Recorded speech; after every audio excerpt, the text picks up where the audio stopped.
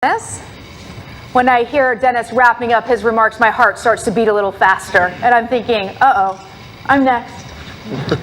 But I really appreciate all of you being here, and I'm Joy Erven. For those of you who don't know me, I'm the COO and Director of the Surplus Line Association. And it's great to have everyone here for our annual meeting. It's a very important meeting. We elect our officers, we report our financial results, and we really appreciate you taking the time today to come and give us your vote. So I'm going to talk to you today about a few topics. One of them is going to be some of the internal changes that we've gone through at the SLA. The second thing is going to be our financial results, and then I'm going to end with some housekeeping items that you need to be aware of.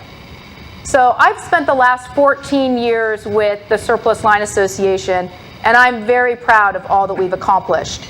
So I moved from the brokerage side over to the association side, and when I was offered the job, there were a few of my broker friends who were like, why would you want to leave the glamorous world of brokerage where everything is just a full-time party and all you do is drink and play golf, right guys? Right? No paperwork, long hours, all that. And why would you want to go to the association side? And I actually took the job because I saw it as an opportunity to affect change in the regulatory process. And I've really seen the SLA evolve into a modern thinking and executing organization. I've been very lucky to work alongside some of the brightest minds in the industry, on staff, with our board, and even with some of you in the audience. And I was reflecting on what I wanted you to take away from this meeting. And I want you to really feel like you know how far the SLA has come, some of the exciting internal developments that we have going, and then ultimately where we are going. That's what Ben's going to walk you through. So Dennis talked about some of our external changes, the ACH, the ability to give payments online, our new website, our new newsletter, the logo. And I want to talk to you a little bit about our internal changes and the things that have had a tremendous impact over the last year for us. As the COO, I oversee the administration department, education and compliance, financial analysis, as well as the administration department. So one word really describes the current thinking at the SLA, and it's innovation. Innovation is new ideas, new ways of doing things. And the insurance industry hasn't exactly been on the cutting edge of innovation as we know it. But each department within the SLA has embraced change, and they've innovated to improve our internal controls and processes. In administration, we've added dashboards and tools to help us with our money management and also our budgeting. So we've provided greater transparency for our board by showing them our expenses by program, our budget to actual forecasts, and all of these tools really have helped with creating a fiscally responsible budget, keeping us sticking on that budget, and ultimately being able to respond throughout the year as our members' needs change. In data analysis, Rose was promoted a year and a half ago, and she's done amazing things with her department. DA is the largest department that we have, and they've accurately recorded over $500,000 in items, premium-bearing items, last year. She created teams within her department to help flatten out the structure. The teams collaborate on solving problems, and then she really empowered them to help our members when they were calling in and asking questions or when they were processing a batch. So she had the opportunity, and she really capitalized on that to improve on everything from the storage of our files to the collecting of our data and stamping fee, and ultimately she improved the tracking of our backlog and our customer service to our members. All of this is evident by the fact that we heard Dennis report that her department has processed more in the history of the SLA with less staff. So financial analysis has done something similar under Susan Bryant. The financial department reviews and recommends insurance carriers to the Department of Insurance that want to be on the LASLI. They also maintain that list after the company is on the LASLI. And analyzing carriers is not a static pursuit. It's actually an evolving, dynamic field of practice. Susan came to the SLA with years of experience, and she has really hit the ground running. She created teams within her department. She's actually scheduled training for her staff, and she's adapted the processes to enhance the information that we gather. Now, education and compliance, which is run by Pat McCauley, it's a growing department that has a couple key hires. And Pat has created easy-to-use online services for CE classes.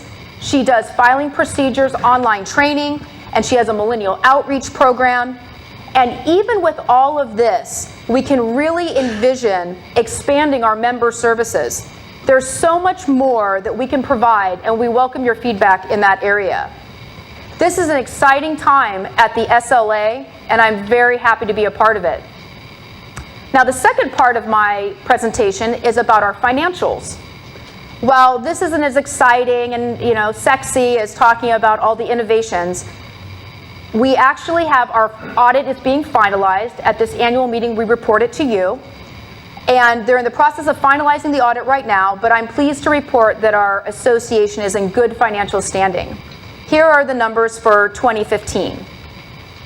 Our revenue from stamping fees for the fiscal year ending November 30th, 2015 was $12,081,286. Our interest income was $96,725. Total revenue was $12,178,011. Expenses totaled $11,833,098.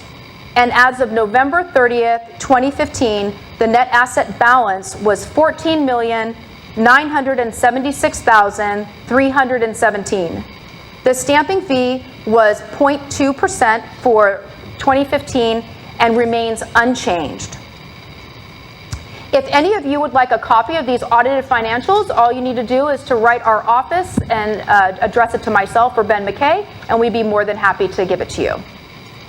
So the third part of my presentation is some topics that are general housekeeping: state taxes and Western states.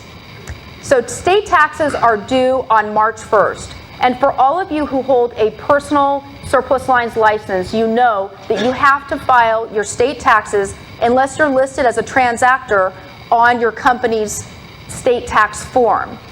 And we know that there's a couple different changes to these forms. If you have any questions, you can always call our office. The forms are available on our website, and we'd be more than happy to help you in any way that we can. So Western State Surplus Lines Conference is being hosted by Washington State this year, and it's in Whistler. It's July 13th through 16th. The Western States Conference is specifically for surplus lines brokers and carriers. And they will have CE classes that will have relevant and important information about proposed legislation and existing regulation and the surplus lines and about the surplus lines industry, and you won't want to miss it. Here is a very important reminder about traveling to Canada.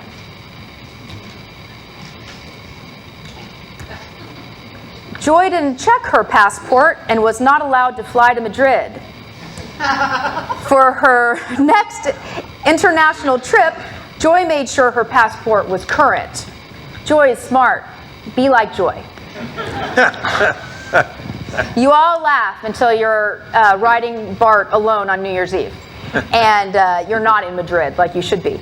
So if anyone takes anything away from this meeting, besides the fact that we have a wonderful association, it's that you should immediately go look at your passport if you want to do any traveling, because it's not a joke to fly halfway across the country to be turned around and sent all the way home.